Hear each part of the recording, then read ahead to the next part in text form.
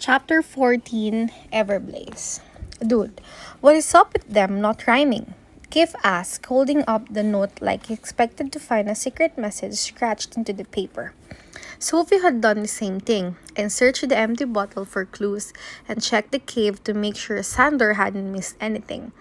But of course, the only thing the Black Swan had given her was the incredibly unhelpful message, which meant her best option in the What Do I Do Now category involved getting to Foxfire early the next day and ambushing Kip on his way to morning orientation, though she was already regretting the decision.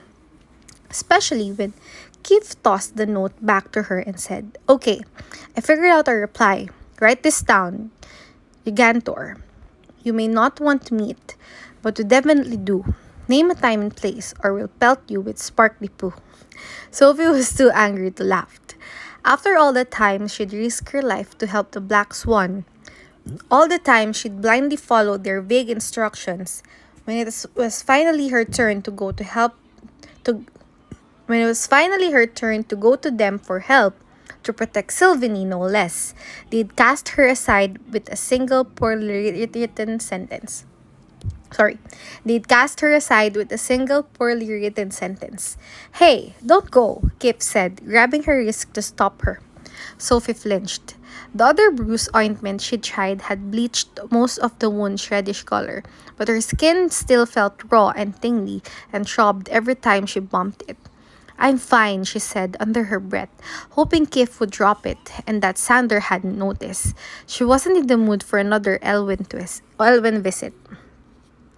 Kif narrowed his eyes, but all he said was, "I know the Black Swan are being super jerky, but that means you need to get tougher.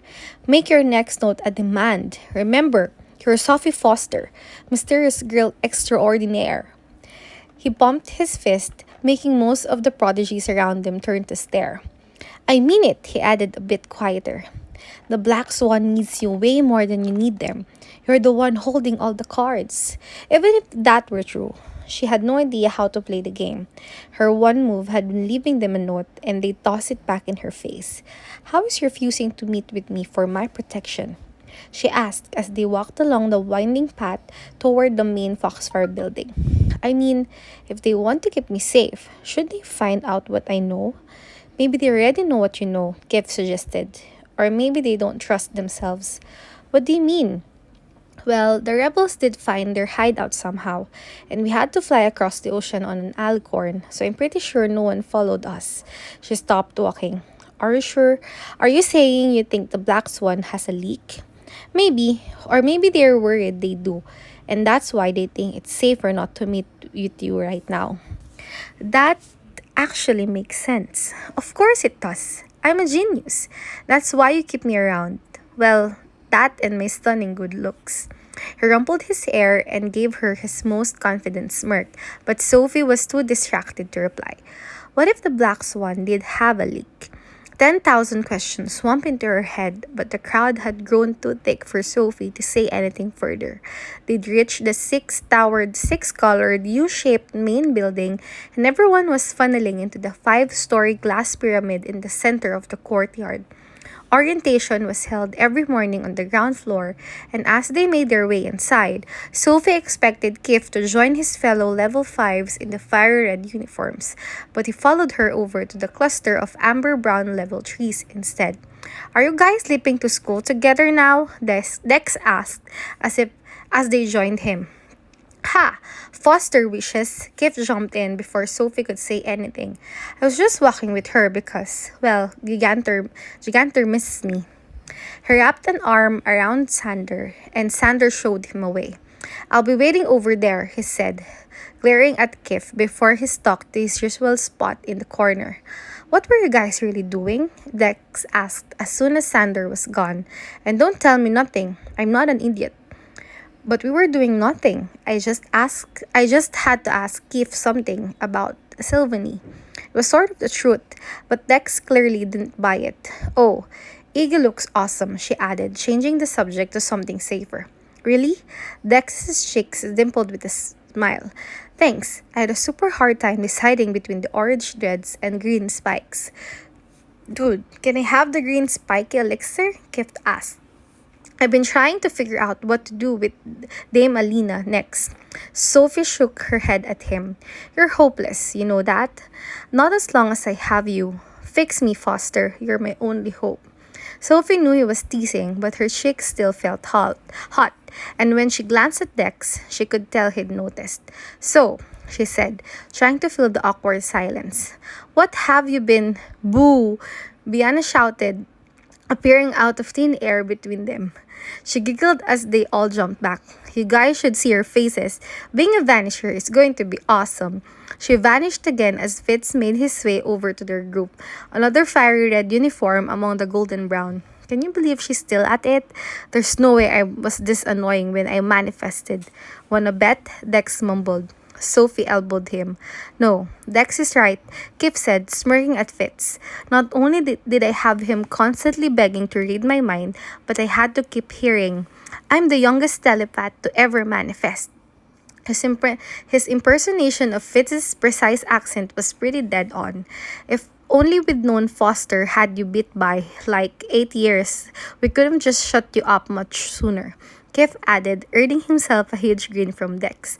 And wait, isn't Bayona younger than you were? Only by a few weeks, Fitz corrected.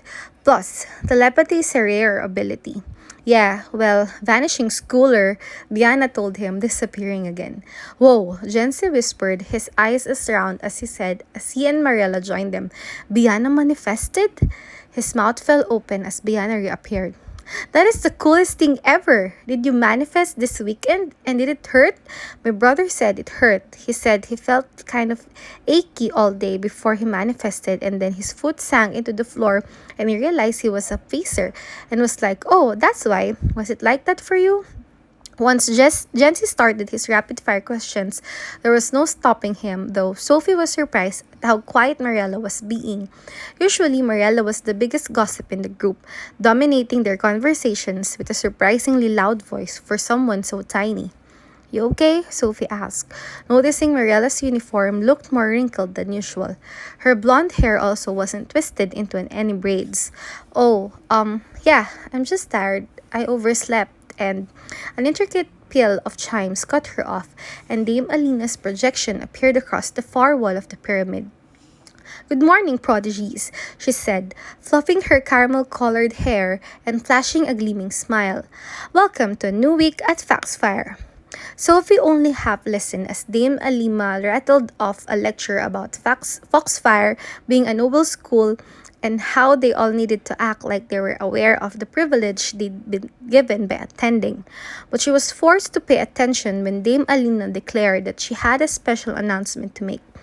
As some of you may already know, we've had our first prodigies manifest abilities this year. So would everyone please join me in congratulating our new vanisher, Biana Vacker, and our new technopath, Dex Disney. Spotlights flashed on both Dex and Biana, and the room erupted into cheers. As soon as the lights dimmed, Dex spun to face Kif. Did you tell Dame Alina about me? Kif laughed. Dude, I never talk to Dame Alina if I don't have to. Well, maybe you had to, Dex pressed, to get out of detention or something. Note, I have detention for the rest of the month. You can check. Then was it you? Dex asked, turning to Sophie. Do you really think I would do that? She could hear the hurt in her voice, but she couldn't believe Dex would ask. Dex's eyes dropped to his feet. I don't know. Who else would it be? I have no idea, Sophie admitted. But I also don't think this is a bad thing. I mean, look around you. Exactly, Kif jumped in, pointing to the crowd of whispering prodigies. Everyone's talking about how cool you are. No, they're saying Biana's cool. For me, they're probably saying, of course, Dex got a lame ability. Nobody thinks it's lame, Sophie promised. How would you know? Are you reading their minds? I could. There. Though she wasn't allowed to, according to the rules of telepathy, she wasn't supposed to read anyone's mind unless they gave her permission first. Dex turned back to Cliff. Are you sure you didn't tell anyone? No offense, but if I'm going to brag about someone, I'll brag about me, or Foster, but usually me. Dex didn't look convinced, but didn't say anything else as he turned and walked away. Sophie waited until he disappeared into the crowd before she asked if it wasn't you, right? He clutched his heart, pretending to be wounded. I wonder who it was, then. No one besides us. Sophie's voice trailed off as she thought of someone else who knew. Someone who was always watching. Someone who might have a leak. But why would the Black Swan or their leak tell anyone about Dex's secret ability? Hey, Kif said, waving his hand in front of her eyes. Don't let Dex get to you. He'll be over this by the end of the day. She doubted that. Dex could hold a major grudge, but she nodded as she turned to follow the other prodigies out of the pyramid. Kif stayed beside her as Sander led them through the main building.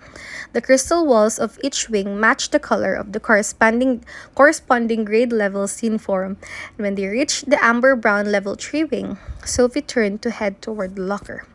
Wait, Kif said, jumping in front of her. You should ditch with me. I mean, do you really want to suffer through elven history? Miss Foster will be going to her sessions. Sander told him before Sophie could reply. Oh, come on. You can ditch with us too. Sander cracked his knuckles ominously. You know you don't want to listen to 2 hours of the Troll Emancipation Act, Kif told him. It's on the Elven Ogre Treaty actually, Sophie corrected, which will probably be useful, considering everything happening. Kif's brows shot up, and she realized she hadn't told him about the tracker being made by ogres yet, but she didn't have time to get into it right then. Fine, Kif said as she opened her locker and grabbed her history book. Go be the model prodigy, but I'm coming over after school and you'll tell me whatever you're hiding. And then we'll come up with our epic "We are the cool, powerful ones." Not you, replied to the Black Swan and whip those dudes into shape. Deal? Sophie nodded so he'd be quiet, but she definitely wasn't agreeing. She couldn't send the Black Swan any notes, and she realized with a start that she couldn't trust their notes anymore either. Until she knew who their leak was, she was officially on her own.